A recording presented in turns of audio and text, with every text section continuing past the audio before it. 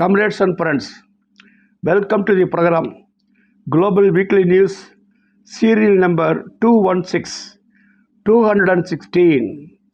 First item, Mecca Joint Defense Agreement. A historic mutual defense pact called the Mecca Joint Defense Agreement was signed by Saudi Arabia, Turkey and Pakistan on 7th August. It stipulates that an attack on any single nation constitutes an attack on all three. This is purely defensive while remaining open-ended for other aligned nations to potentially join. Iran welcomed the agreement, calling it a sign of growing realization in the region that they cannot trust the US and other extra-regional countries to provide them security. Iran has nothing to worry about the pact agreement because of its deep-rooted bonds with all three countries. Both Pakistan Prime Minister Shehbaz Sharif and Turkish Foreign Minister have underlined the fact that talks for such a regional agreement had been going on much before the US-Israeli war on Iran began in February 2026. Despite the fact that Turkey is already a NATO member and Saudi Arabia has several large US military bases, both have realized the danger to their security situation and economic interests in the last few years. Israeli leaders have threatened attacks against Turkey as well as over its opposition to genocide in Gaza. The failure of the US to stop Israel and provide protection from Iranian retaliations together had pushed these countries hitherto relying on its military might to seek alternative arrangements. Item number 2, comrades. Algeria provides Niger with helicopters, military equipment. The relations between Niger and Algeria deteriorated following Algeria's drowning of a drone associated with Mali in April 2025. Mali, Niger and Burkina Faso, the alliance of Sahel states, recalled the ambassadors from Algiers. Nigerian president made a two-day official visit to Algiers from February 15 to 16, 2026.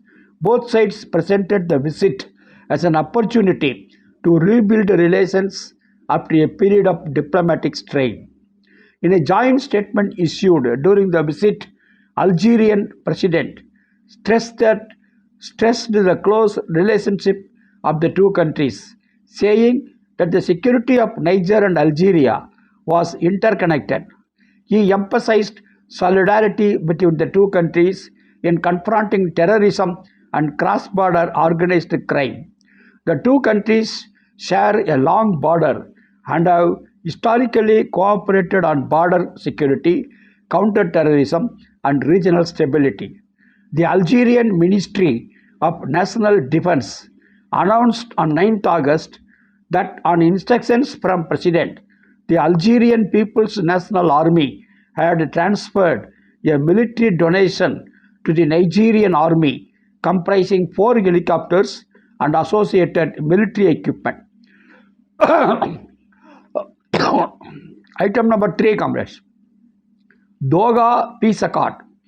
Through the Doha negotiations, an agreement established a prisoner exchange mechanism on 14th September 2025.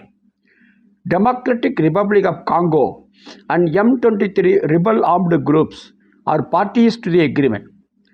15 M23 detainees were released by Congo government on August 6-7, facilitated by the International Committee of the Red Cross. The main challenge is that both the Congolese government and M23 have interests that could make the implementation of the agreement difficult. The Congolese government is trying to use the war to advance its project of changing the constitution and allowing the president to remain in power. The M23, meanwhile, is gaining economic benefits from mining and continues to receive support from neighboring Rwanda. If peace is achieved, the M23 would lose much of its current position and influence. As a result, both parties to the Doha Agreement have interests that could encourage the continuation of the conflict. Item number 4, comrades, important item. Cuba, the capital of 21st century communism. US State Department published a 99-page report titled Cuba, the capital of 21st century communism on 20th July 2026. There are a lot of mischievous propaganda allegations about Cuba. On 25th May 2020, in Minneapolis in the United States, George Floyd, a black man, was arrested on suspicion of attempting to pay for a pack of cigarettes with a counterfeit $20 bill. A white police officer pinned him to the ground and pressed down on his neck for more than 9 minutes. It was to no avail, no use, that George Floyd repeated, I can't breathe, more than 20 times. He was murdered. This incident sparked a wave of outrage and protest that spread to more than 2,000 cities across the US and beyond US. US State Department attributes responsibility for the protests to the Cuban government, whose founding myth and central principle is to wipe the US off the face of the earth, as stated in its 99-page report.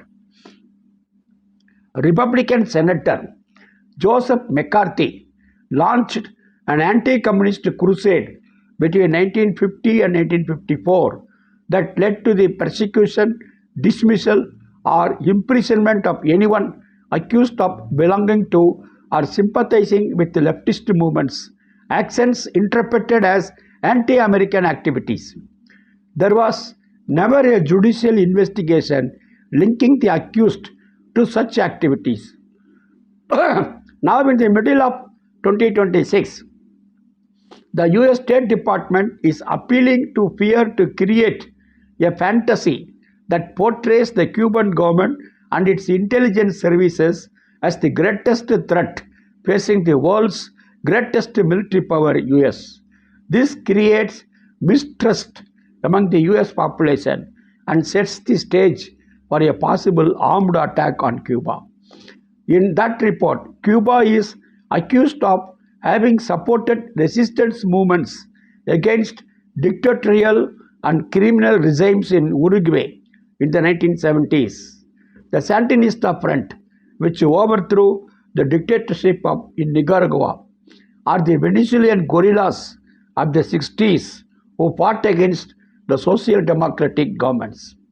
Although the report, just as McCarthy did, presents no evidence against Cuba, the report lists the numerous actions that, without any evidence, the Cuban government allegedly carries out to infiltrate not only the US government but also social movements, labor unions, universities, and scientific and cultural platforms. What the report omits are the more than 60 years of US aggression against Cuba, including the illegal blockade, which has been repeatedly condemned each year by the United Nations General Assembly and has caused cumulative damages since its inception amounting to $16,400 crore. Armed attacks such as the Bay of Pigs invasion, the more than 600 assassination attempts against Commander-in-Chief Fidel Castro, and the bombing of Cuban Flight 455 on 6th October 1876, which killed 73 people and whose masterminds lived under the protection of the US until their deaths. The report incriminates all forms of dissent within the US, conflating different eras and movements, such as the Black Panthers, Black Lives Matter, Lawyers Association, universities, and solidarity brigades as part of an alleged plan to destroy American values. Suddenly, it turns out that academic agreements between the University of Havana and US universities are part of an espionage agenda, that Cuba's tourism development plans are part of an indoctrination agenda, and that the Cuban Medical Brigade is actually a brigade of spies scattered around the world to destroy Western values. The State Department report, headed by Marco Rubio, the Foreign Minister of US, a liar, opportunist, has no academic or intelligence value. Its significance lies in the fact that it explicitly reveals an essentially fascist government that seeks to impose itself on the world through force, censorship, and fear, and this includes the American people themselves. The evil enemy of the Trump administration is first called a communist, then a terrorist, and an Islamist, a drug trafficker, a migrant, and now once again a communist. This year, we commemorate the centennial of Commander-in-Chief Fidel Castro. Fidel embodies human dignity and the defense of principles on unyielding values for building that other possible and necessary world of justice, equality, and peace. Where Cuba sends medical brigades, the US sends soldiers trained to kill.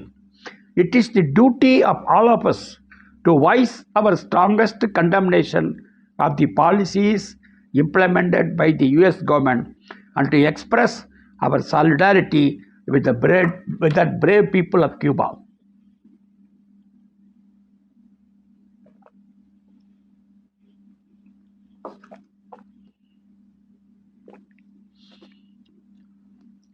Well, comrades and friends, we go to fifth item. Communist, Communist and Workers' Parties, 24th International Meeting. The 24th International Meeting of Communist and Workers' Parties concluded in Havana on 9th August after 2 days of discussions, bringing more than 100 delegates from 46 countries, from 46 communist and workers' parties from around the world. Emilio Lopez, head of the International Department of the Communist Party of Cuba, presided over the sessions of the working group and the plenary of the meeting.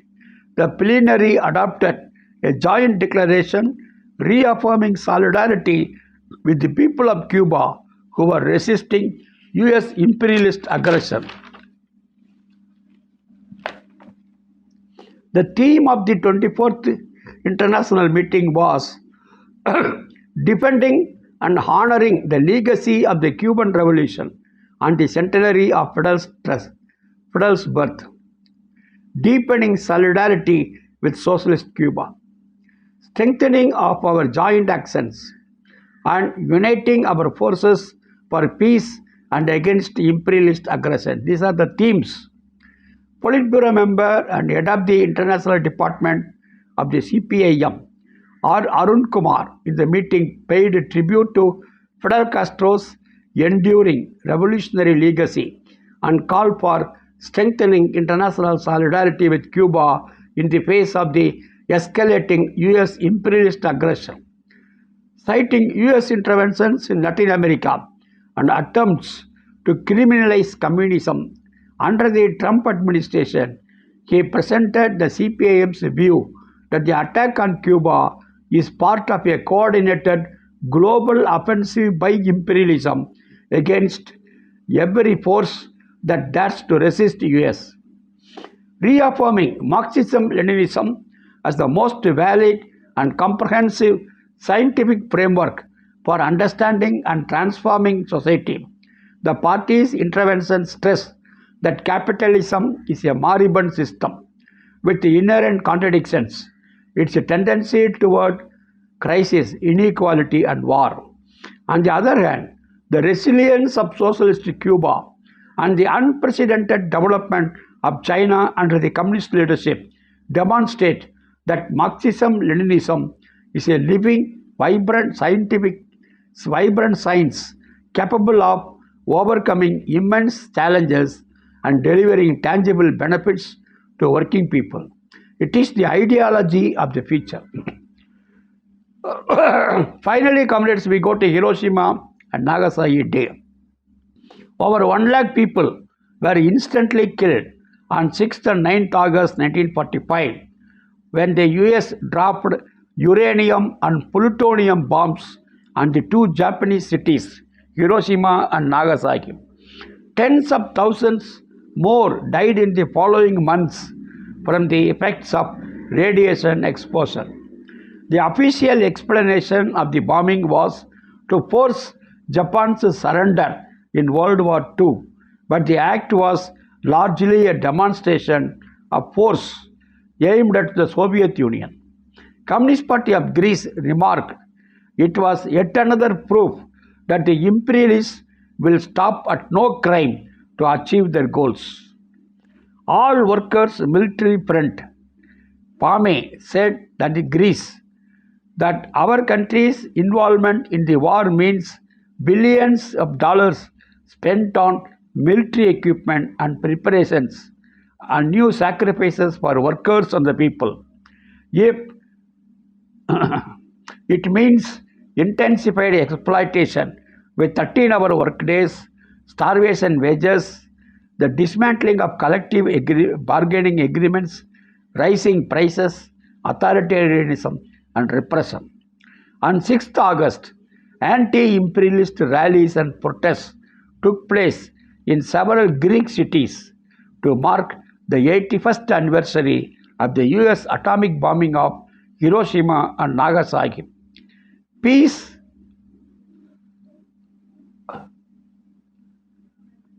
organizations, youth groups, and trade unions recalled the indiscriminate destruction caused by the bombings and warned against Europe's ongoing militarization and the growing risk of war facing the working class. The rallies raised intensifying the struggle for a world without nuclear weapons, without wars, and without exploitation. Thank you, comrades. Lal Salam. See you next week.